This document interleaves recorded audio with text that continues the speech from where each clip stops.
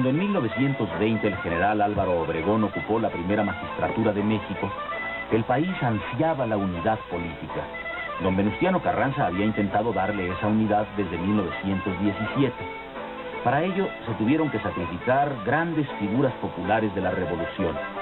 Y don Venustiano mismo tuvo que enfrentarse a las diferencias entre sus propias filas. Los enfrentamientos no solo costaron enormes pérdidas materiales, sino la propia vida de Carranza.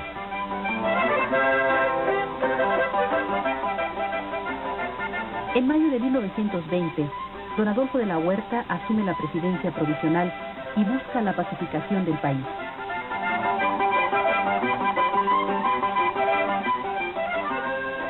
Francisco Villa atiende la demanda de cese de hostilidades y firma el acta de su rendición en Sabinas, Coahuila, a fines de julio de ese año de 1920.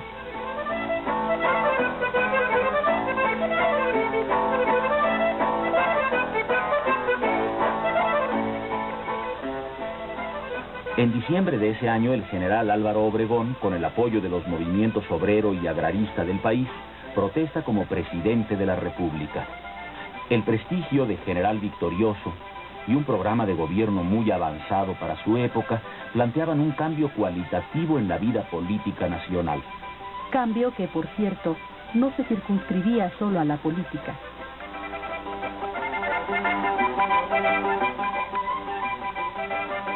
Otros aspectos del quehacer nacional también cambiaban cualitativa y cuantitativamente.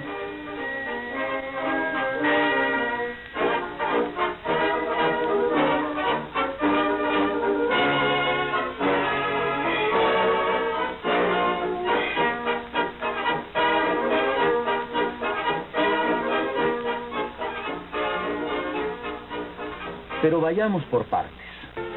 El general Obregón tuvo el acierto de nombrar a José Vasconcelos secretario de Educación Pública.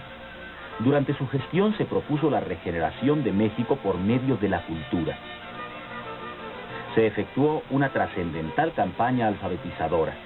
Se fundaron las escuelas rurales. Se buscó incorporar a la población indígena al sistema educativo.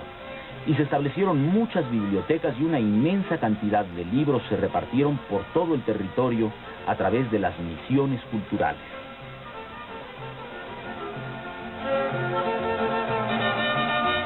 La difusión y promoción de las artes, tanto académicas como populares, fue otro aspecto de singular importancia que apoyó la Secretaría en manos de Vasconcelos. Retomando el legado de artistas populares como José Guadalupe Posada, algunos pintores, impulsados por la propia Secretaría, abren el cauce de uno de los movimientos artísticos más destacados de nuestro país, el muralismo. José Clemente Orozco pinta los muros de San Ildefonso.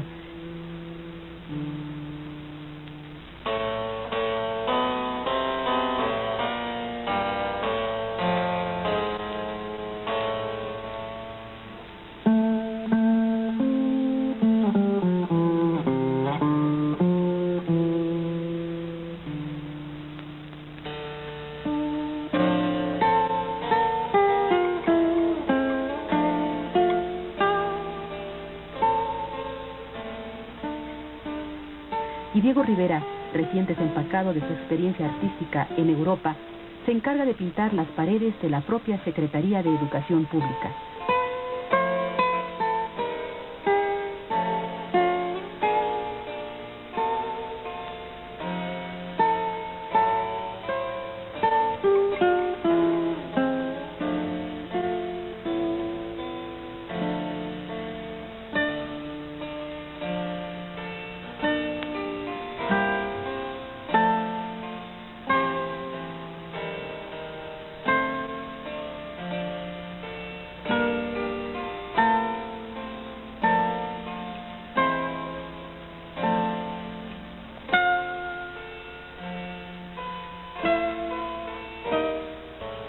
La revolución, por su parte, había dejado un fuerte bagaje nacionalista que se explotó tanto en teatros como en bailes.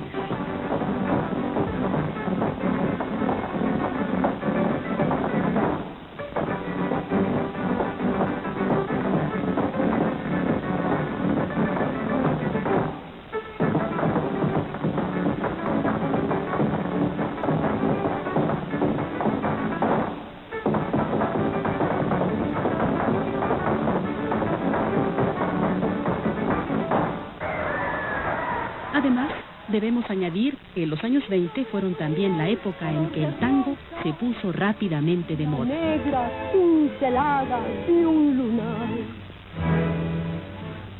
Desde entonces fui tuyo y fuiste mía, y en tus brazos enervan mi razón. Sin embargo, la canción mexicana tenía un lugar predilecto en el gusto del público nacional.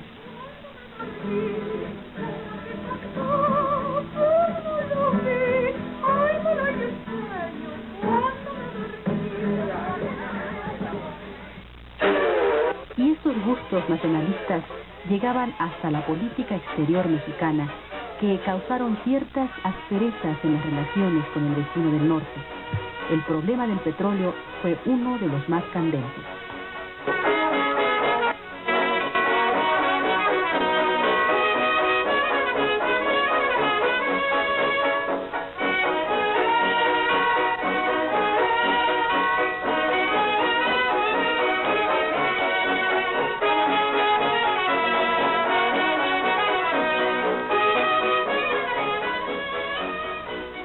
En los Estados Unidos se hacían esfuerzos desmedidos para encauzar la moral pública, llegándose incluso a prohibir la producción y el consumo de alcohol en una época en que la tendencia era precisamente hacia la diversión desenfrenada. Pero el gobierno estaba decidido a aplastar el vicio, iniciando así un pintoresco y agitado periodo en la historia de ese país.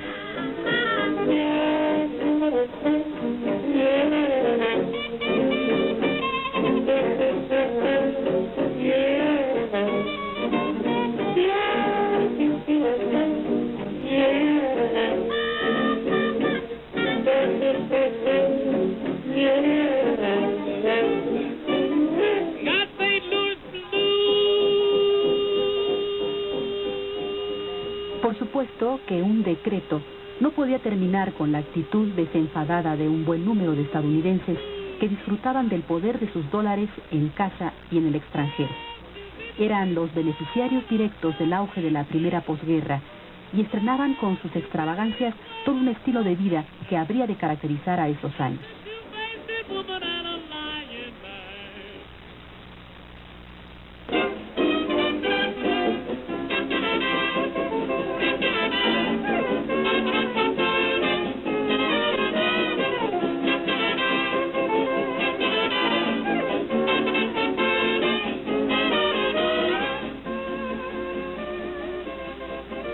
Los bailes tradicionales adoptaban pasos cada vez más complicados y atrevidos, al tiempo que la moda trataba de reflejar el estado de ánimo de aquellos para quienes los 20 fueron en realidad fabulosos.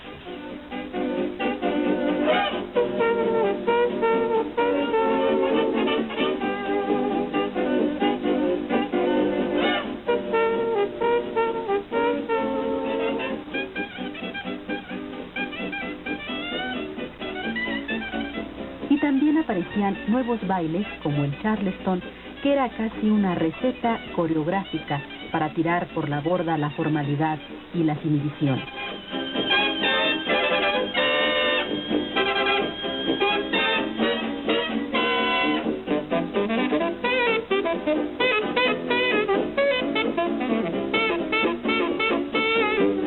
Just follow me and you will see what folks in Harlem call trickeration. Don't mean a thing, this crazy swing. Ladies sing in Harlem, trickeration. Rhythm, look what you went and done. Rhythm, you was guilty one.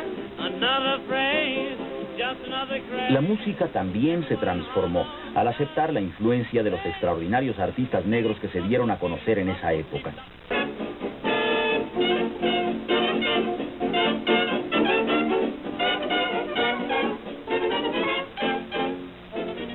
Así el jazz dejaría de ser considerado un género decadente y arrabalero para convertirse en uno de los pilares de la joven industria discográfica, que pronto creó sus primeras estrellas negras como Louis Armstrong y Bessie Smith.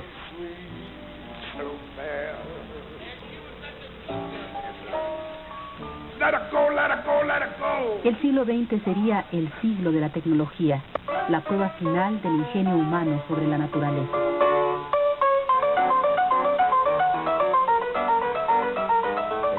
El dominio de los aires, por ejemplo, había avanzado más en una década que en los 2000 años anteriores.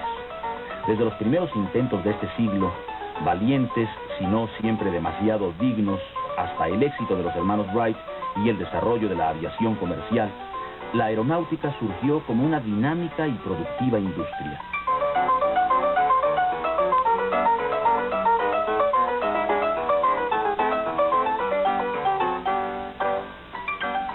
Y para un número creciente de alegres y sorprendidos viajeros, parecía en verdad que el mundo era más pequeño.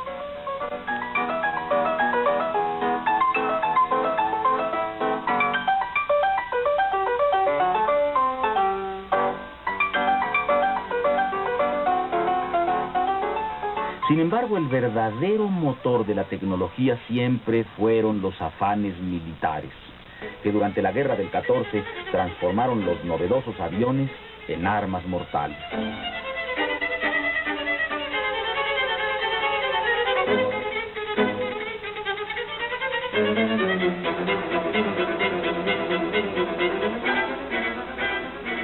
De hecho, ese conflicto que se recuerda por los desplantes nacionalistas y los incidentes políticos como Sarajevo, fue también una gran aventura industrial que significó el inicio o consolidación de gigantescas fortunas. La muerte y el sufrimiento de millones de personas se tradujeron en ganancias netas para los nuevos varones financieros que asumieron el control de la economía mundial a partir de 1918.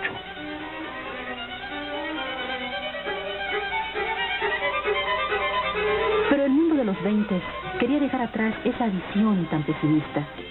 Muchos habían peleado en la Gran Guerra convencidos de que sería la última y festejaron el día de la victoria como el inicio de una época de paz y fraternidad para todo el mundo.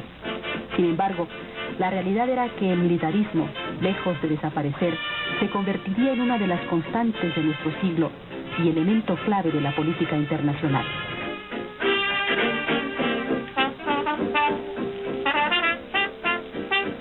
Pero dejemos el viejo mundo y regresemos a nuestro país. En esos años 20, el movimiento obrero tenía como principal organización la Confederación Regional Obrera Mexicana, la CROM, encabezada por Luis Napoleón Morones.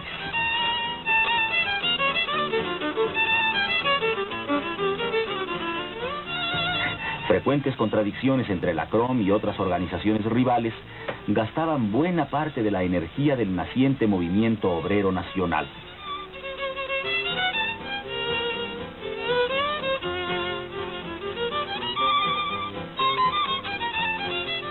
En el campo también se vivía una situación compleja. Los grupos campesinos también se enfrentaban entre sí, mientras varias organizaciones, partidos, ligas y confederaciones intentaban encabezar el movimiento agrario a nivel nacional.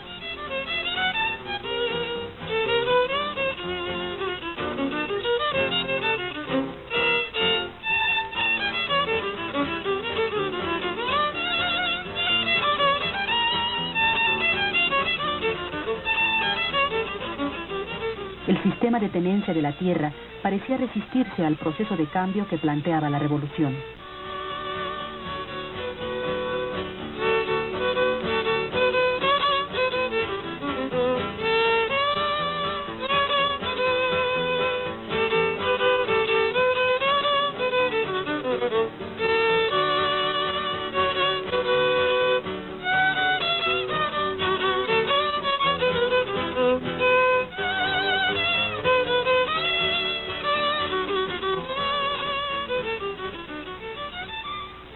El ejército, por su parte, logró transformaciones relevantes.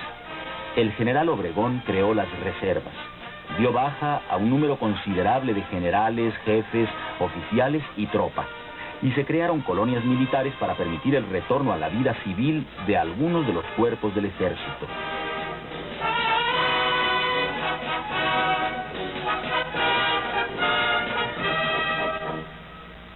Esta reestructuración del ejército vio sus primeros frutos positivos para el Estado obregonista a fines de 1923, al venir la sucesión presidencial. La candidatura del general Plutarco Elías Calles se vio favorecida por un grupo mayoritario tanto del ejército como de la población civil. Sin embargo, Adolfo de la Huerta, secretario de Hacienda del gabinete obregonista, se opuso a tal candidatura y pretendió dirigir una rebelión en contra del Estado.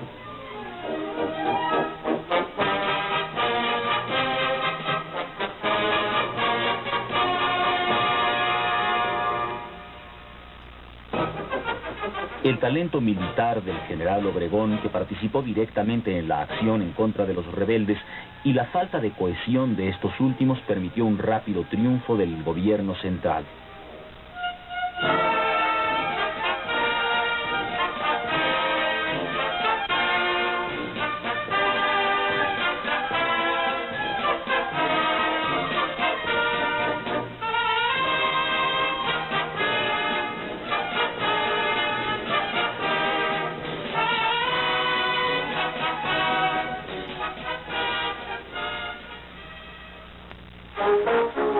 Pero el inicio de la década de los 20, aquellos años locos, también contagió a nuestro país en teatros de revista, en las famosas tandas, en el surgimiento de tiples atrevidas y de personalidades de la farándula que marcarían una época de oro en el género chico nacional.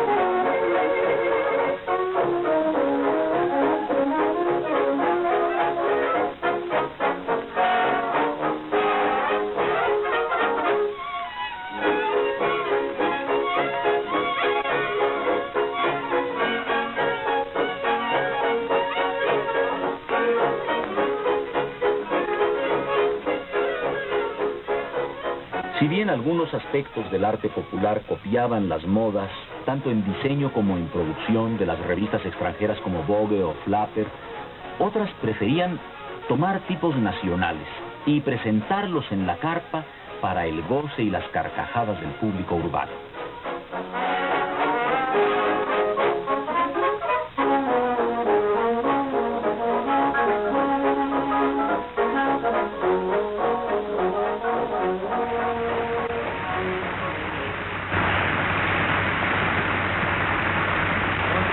¿Cuál llave, señor? La llave de la casa. Ya no me dirija la palabra, se acabó. Eso le digo yo a usted. Ya cada quien por su cada lado y se acabó. Ojalá y así fuera. Yo no tengo necesidad de andar con usted. En lugar de que me ayude usted, pase usted a molarme, señor. ¿Por qué? Porque cuando usted y yo hicimos la sociedad anónima del hambre que hemos formado, ¿qué dijimos? Desde que uno para el otro. No queme, señor. No queme, pues no atraviese la mano. No atraviese la mano. Desde que ando yo con usted me ha ido más mal que cuando yo andaba solo. Pues a ver quién anda mejor vestido. Pues ya ves. Pues vamos a ver. Y se acabó. Pues se acabó. Entra, cañón. Entra. Me canso. Espérate. Y nomás acá, el fuego se pierde.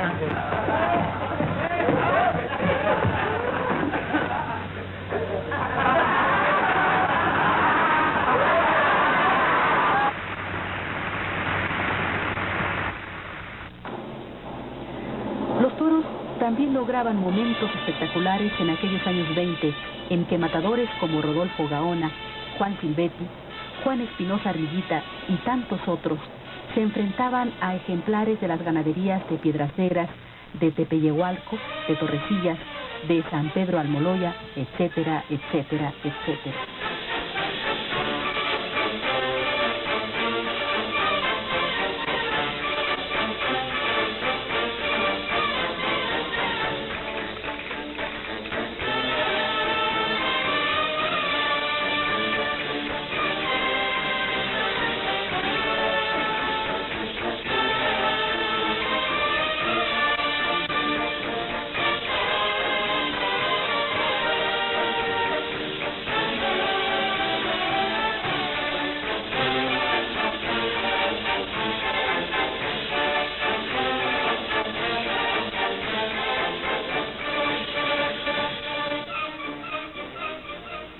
Y espectáculo también eran los desfiles deportivos, en donde ciertos movimientos dancísticos empezaban a sugerir la clara afición a la danza que posee nuestro país.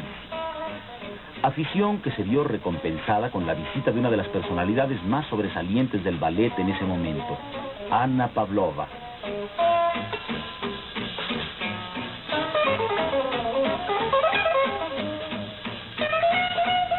En fin, los años 20 produjeron un gran número de personalidades que dieron a esa época su toque característico, tales como el dramaturgo italiano Luigi Pirandello,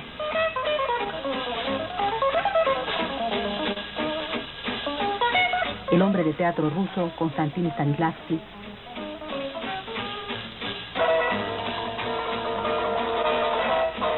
y personalidades de primer orden en el floreciente séptimo arte,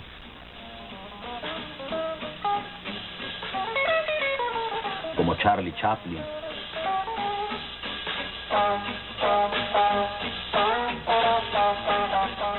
Douglas Fairbanks,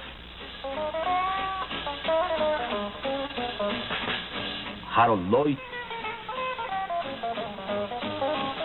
y el pequeño prodigio Jackie Coogan.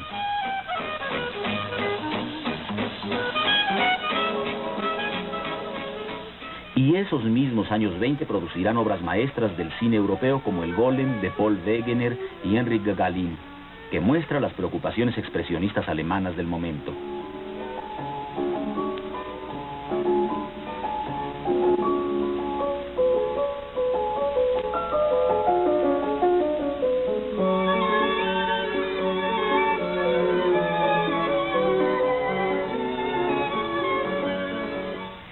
Y también en esa época, el invento de la radio avanzaba rápidamente hasta convertirlo en uno de los pasatiempos favoritos del momento, que poco a poco dejaría de ser una simple curiosidad para convertirse en una sólida industria de comunicación capaz de conmover y manipular la opinión pública.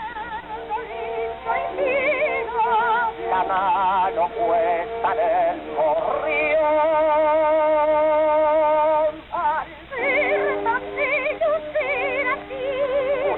Princesa del Tonquín, le demostró su tierna fe, mas su dolor en vano fue. Porque del signo granadero, fue comercial gallardo y fiero, era una cinta de cartón con almidón, y por el cual perdió la princesa del Tonquín, sin reparar, sin comprender que se iba a deshacer.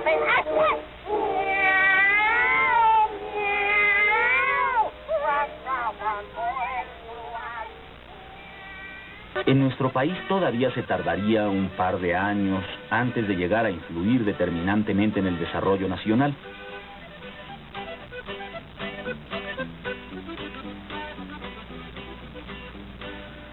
Sin embargo, la opinión pública se cimbraba de todas maneras, sobre todo ante noticias como el asesinato de Pancho Villa, que ocurrió en julio de 1923.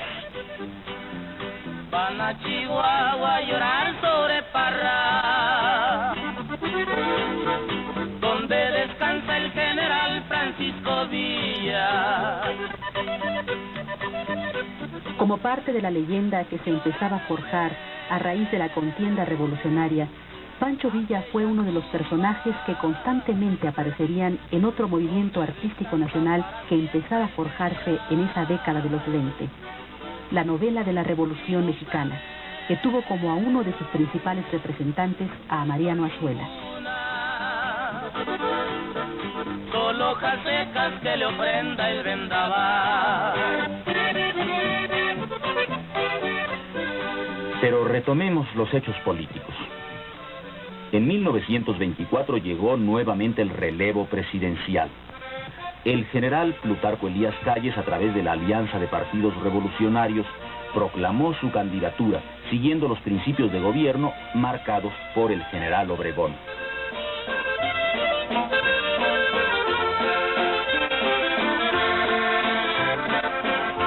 Sonora querida, tierra consentida de dicha y placer. Extraño tu suelo y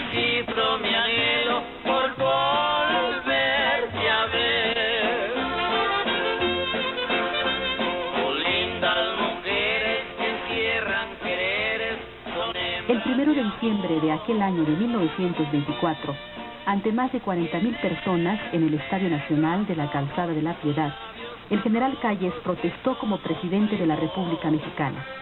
El general Álvaro Obregón se había encargado durante 4 años de pavimentar la brecha que utilizaría don Plutarco para llevar al país a dar los primeros pasos en el proceso de modernización que lo incorporaría de lleno a los años 20. Esos años en que todo el mundo intentaba divertirse y pasarla bien. México quiso ser parte de esa alegría. Algunos lo lograron y otros se quedaron bailando solos.